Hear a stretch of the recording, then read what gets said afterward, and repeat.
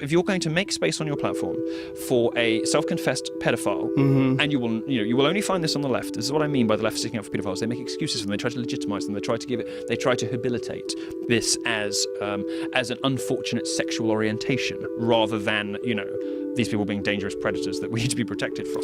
Psychologists and sociologists and neuroscientists have tried to figure out what it is that causes someone to have these desires. Yes, but we know from the transgender debate, the left doesn't care about that. What it cares about is who it can, where it can place people in the oppression Olympics, in the victim hierarchy, and I'm telling you, I'm warning you now. That is the worry that people have. I'm warning you now. Pedophiles are going to be the next. Transgender's been won now. They've won that battle. It's over. Do you think so? Yes. Honestly? Absolutely. It's done and dusted. We lost. Well, don't you think we lost? And by we, I mean people who actually wanted to find out what the science said. This is Milo Yiannopoulos in an interview on the Joe Rogan Experience podcast discussing pedophilia. Segments from this same interview were used in a smear campaign against Milo to make it appear as though he supported relationships between adults and children. This segment of the interview was conveniently ignored. Milo's comments are largely in response to Salon articles such as this, and quotes from liberal news media outlets like this. Sexual orientation and gender identity are becoming increasingly hotter topics, with the passing of Bill C-16 in Canada and the left gradually demanding more rights and even creating new gender categories for those who deviate from the social norm. As horizons are expanded further and further, many have begun echoing Milo's fears. A sexual proclivity for prepubescence will soon be seen as an acceptable sexual orientation, and relationships between adults and adolescents will be the next frontier for social justice. Blair White, a transgender YouTuber, has recently made a couple videos on the topic of pedophilia, specifically to expose a small but growing subculture of pedophilia on YouTube. She calls out multiple YouTubers who have channels promoting the lifting of the stigma on pedophilia. In doing so, she says she has received more backlash for exposing these channels than she has for lambasting social justice warriors, a favorite pastime of hers. A response video even accuses her of pedophobia.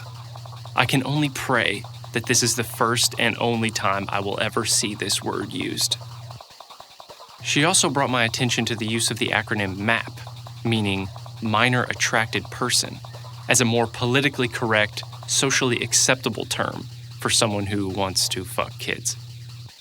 Now, while this YouTube subculture can't currently be seen as large or impactful, I do believe that there is an environment being molded to include pedophilia as an acceptable sexual orientation, and one that can be practiced with full consent. There has been much talk of this slippery slope in the past, but mostly that logic has been dismissed as absurd, as there's a huge difference between two consenting adults and an adult abusing a child. But a recent, even more absurd logic has begun infecting politics and society, and I believe it truly could pave the way for the normalization of pedophilic behavior.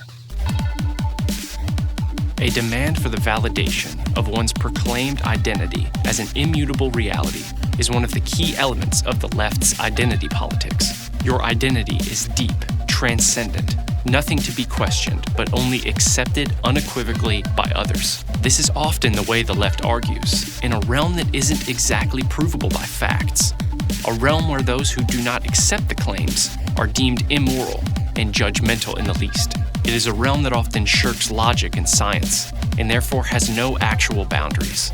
The same illogic used to cement identities and demand acceptance can easily be applied to pedophilia with no adjustments. This is simply who these people are, and the finger is to be pointed at anyone who opposes or questions this sexual preference. The term pedophilic disorder is used to define those who have sexual urges towards prepubescence, and is considered a mental disorder in the DSM-5. Up until just a few years ago, gender dysphoria was known as gender identity disorder and was considered a mental disorder until it was renamed and reclassified. In attempts to not shame those who have characteristics that they claim cannot be changed, we may also see pedophilia reclassified in the same way. If it is viewed as a mental disorder, it will be treated with therapy or medication. But once it is reclassified, these treatments are suddenly seen as barbaric or reparative. It may only be a matter of time until we see a demand for widespread acceptance, and the view of pedophilia as something that needs to be repressed or repaired as something that needs to be accepted or even celebrated. Now, I don't want to get this misconstrued. I am not directly comparing homosexuals or transgender people to pedophiles, or even placing them in the same category. What I am saying is that the intensified identity politics of the left effortlessly transition to justify pedophilic tendencies. The one caveat is that homosexuality or gender dysphoria involve one or more consenting adults, and thus their behavior is based on their own free will. From what I can tell, this is the only veil preventing pedophilia from being accepted, or at least investigated. But in the light of recent cultural events, that veil may be thinning. It has long been agreed upon that children are simply not cognizant enough to give sexual consent, lacking the understanding of what it even really means. Their bodies and minds are not prepared or developed enough for such drastic decisions. And essentially, the child becomes a victim in the situation. But with the emergence of these new gender identity practices and the pressure to allow kids to transition, children are now making enormous, life-altering concessions that concern their sexuality. We are now expected to take children at their word, and in some places, we are making it against the law not to. If a girl says she is a boy, then she is a boy, and the parents can become a target of the state if they do not unquestionably accept their child's words and allow them to transition. But what if a child says that they have a desire to be sexual and that they would actually enjoy it? Are we expected to take their word as law here also? We are allowing them to choose their sex, to choose how they present themselves sexually to the world, and even to choose their sex organs. Logic only follows that we would allow them to choose who they want to have sex with and when. In fact, such a choice could be seen as less consequential because it's not a permanent decision. Unlike the surgeries and hormone therapies that we are now normalizing, the left will once again get trapped in its own logic and be forced to legitimize such behavior in the name of tolerance. In America, sex is hidden away, so children's exposure to it is limited. But if we are now allowing them to make physical and chemical changes to their body that affect their sexual futures, then we're going to have to expose them to that world at younger and younger ages.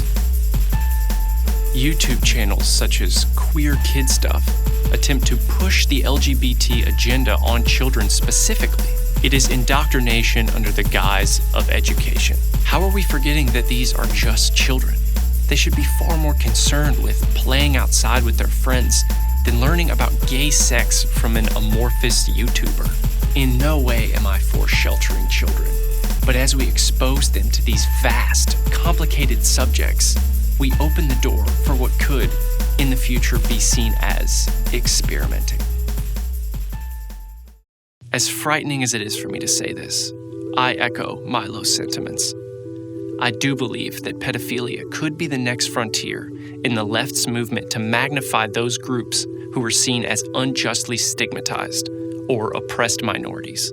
There are those who would like to see a P placed at the end of the LGBT acronym as a way of including attraction to minors as an acceptable sexual orientation. Again, I don't believe that LGBT and pedophilia should be categorized together, but the arguments used by many of the loudest voices that claim to speak for that community as a whole are arguments that can be used to justify pedophilia, whether they intend them to be or not.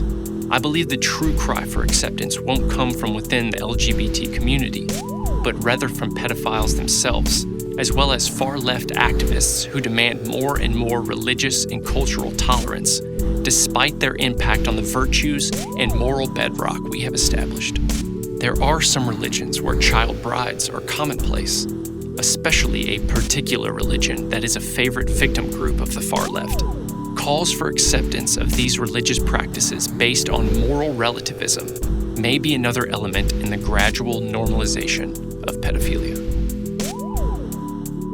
I would highly suggest that everyone go on YouTube and watch the documentary Chicken Hawk. It chronicles members of NAMBLA, the North American Man-Boy Love Association, and their efforts to normalize pedophilia with claims that relationship between men and boys can be beautiful and natural. It offers an intimate look at pedophilia in a real-world sense. It is almost surreal to see NAMBLA attempt to march in the Pride Parade, only to be shunned by the other marchers. They are a group too fringe for the fringe. But you understand that there isn't, that us or anybody else who's in this entire march today wants to have anything to do with those people back there. We're not with those people. It is frightening and insightful and honestly leaves me with an indefinable mix of sensations. There are those who are clearly delusional, predatory creeps. He was so eager to tell me when his birthday was and he was going to be 15 in less than a month. I would say that he was in bloom, and that's it. The flower is responding to warmth. And then those who seem to have a slightly better grasp on themselves and seek to be understood. Really, I just don't try. I try to avoid boys. Just avoid them. And sometimes you can't. Sometimes I can, right? But pretty much I do. Just live by myself and to myself. And you're willing to sit in jail for your passion? I don't have a choice. It does make you wonder what it's like to have urges that leave you immediately ostracized. And there's nothing wrong with wanting to have a better understanding of this subject overall. But one thing is for certain. We cannot rationalize and justify this behavior. And we cannot allow our children to make even more sexually based decisions. The line seems to be forever moving. But at some point, we are going to have to firmly prevent it from going any further.